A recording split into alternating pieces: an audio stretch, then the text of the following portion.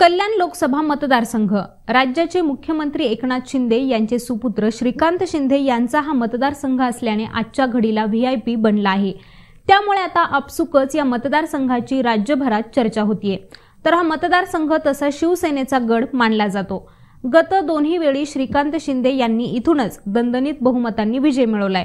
2014 मध्ये 2.5 लाखांच्या मताधिक्याने तर 2019 मध्ये 3.5 लाख अशा प्रचंड मताधिक्याने ते निवडून आलेत। मात्र यंदा श्रीकांत शिंदे यांच्यासाठी ही लढाई आता दुहेरी असल्याचं मानलं जाते आणि याचं कारण म्हणजे एका बाजूला भाजपने मित्रपक्ष असूनही या मतदारसंघात वाढवलेली ताकद आणि आगामी निवडणुकीसाठी मतदारसंघावर ठोकलेला दावा अशी परिस्थिती आहे। तर दुसऱ्या बाजूला विखुरलेल्या शिवसेनेची ताकद, ठाकरे गटाने कोणत्याही परिस्थितीत जागा पुन्हा जिंकण्याचं बांधलेला चंग आणि खेळलेला मोठा डाव।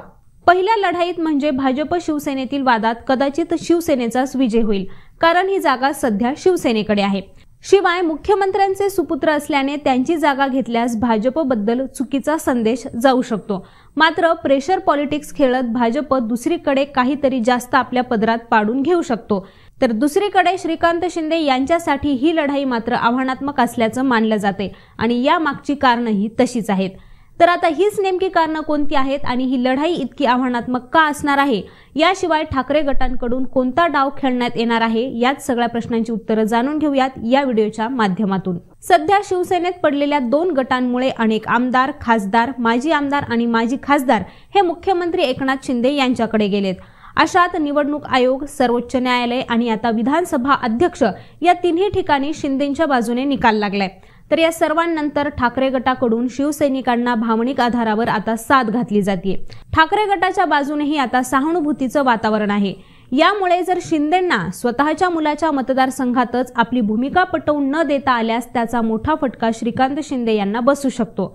त्याचवेळी आता ठाकरे गटाने सुद्धा खासदार श्रीकांत शिंदे यांना राजकीय आराखड्यात कसं चितपट करायचं याचे डावपेच आखण्यास सुरुवात केली आहे। तर या डावपेचातील सगळ्यात महत्त्वाचा फॅक्टर असणार आहे ते म्हणजे श्रीकांत शिंदे यांच्या विरोधात ठाकरे गट नेमकं कुणाला मैदानात उतरवणार।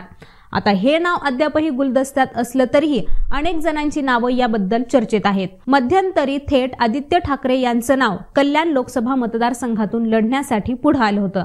तर माजी आमदार सुभाष भोईर यांचंही नाव अनेक दिवसांपासून इथं चर्चेत आहे। त्यात आता ठाकरे गटाच्या फायर ब्रँड नेत्या आणि प्रवक्त्या सुषमा अंधारे यांचं सुद्धा नाव पुढे आले। डोंबिवलीचे शहर प्रमुख विवेक खामकर यांनी थेट ठाकरेंना पत्र लिहून अंधारेंना कल्याण लोकसभा मतदारसंघातून उमेदवारी देण्याची आता गळ घातली आहे। श्रीकांत शिंदेंच्या तोडीचा उमेदवार असला पाहिजे, त्यासाठी अंधारेंना या ठिकाणी उमेदवारी द्यावी अशी मागणी खामकर यांच्याकडून करण्यात आली आहे। तर सुषमा अंधारे या फायर ब्रँड नेत्या म्हणून ओळखल्या जातात।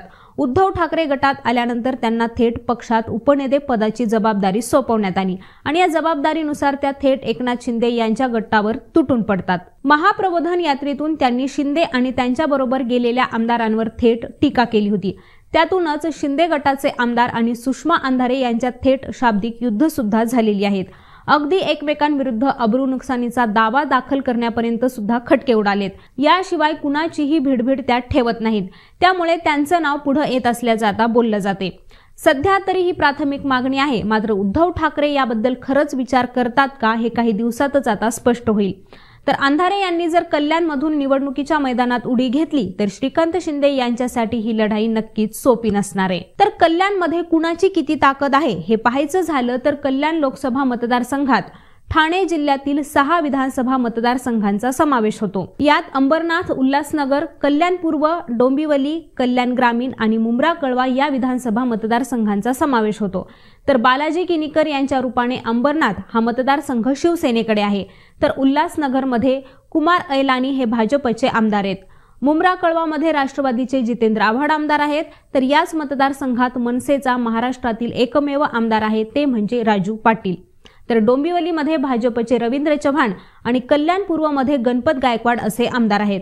म्हणजेच 6 पैकी केवळ 1 आमदार हा शिवसेनेचा आहे, तर इतर 3 आमदार हे भाजपचे आहेत आणि 1 राष्ट्रवादीचा आणि 1 मनसेचा, अशी या मतदारसंघाची परिस्थिती आहे। तर 2014 आणि 2019 मध्ये झालेल्या लोकसभा निवडणुकीत या मतदारसंघातील मतांची आकडेवारी किती होती हे पाहायचं झालं तर 2014 मध्ये शिवसेनेच्या श्रीकांत शिंदे यांना 4,40,892 इतकी मतं मिळाली होती, तर राष्ट्रवादीच्या आनंद परांजपे यांना 1,90,143 इतकी मतं मिळाली होती. याशिवाय मनसेच्या प्रमोद पाटील यांना 1,22,349 इतकी मतं मिळाली होती. म्हणजेच शिवसेनेच्या श्रीकांत शिंदे यांनी 2,50,749 मतांची आघाडी घेत ते विजयी झाले होते. तर 2019चा निकाल आपण पाहिला तर शिवसेनेच्या श्रीकांत शिंदे यांना 4,51,346 मतं मिळाली होती. राष्ट्रवादीच्या बाबाजी पाटील यांना 1,24,925 मतं मिळाली होती, तर वंचित बहुजन आघाडीच्या संजय हेडाऊ यांना 52,360 इतकी मतं मिळाली होती. आणि याही वेळेस श्रीकांत शिंदे हेच 3,26,421 मतांची आघाडी घेत विजयी झाले होते. तर मंडळी, यांसारख्याच राजकीय विश्लेषणांबद्दल जाणून घेण्यासाठी लेट्सअप मराठीला सर्वच सोशल मीडिया हँडलवरती फॉलो करायला विसरू नका. आणि यांसारख्याच विषयांबद्दल सविस्तर वाचन करण्यासाठी लेट्सअप.com या आमच्या वेबसाईटला सुद्धा नक्की भेट द्या. पाहत रहा लेट्सअप मराठी.